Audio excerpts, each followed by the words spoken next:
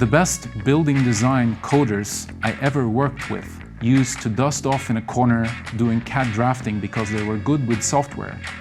What a fucking waste of talent.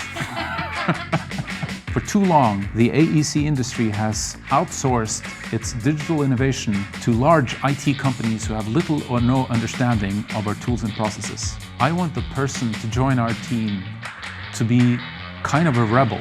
I want you to be angry with what you're doing today. I want you to be dissatisfied with the current workflows in the AEC industry. I want you to be mad at some of the software that you're using today as an architect. I also want you to be passionate about wanting to do something about it. I want you to come into the office in the morning and crack a joke and then everyone laughs. I want you to laugh from my jokes. If you're still watching this video and are sitting at the edge of your seat, I really need you to get in touch with me right now. Join our team of programming architects and engineers and shape the future of the building design industry. Call this number.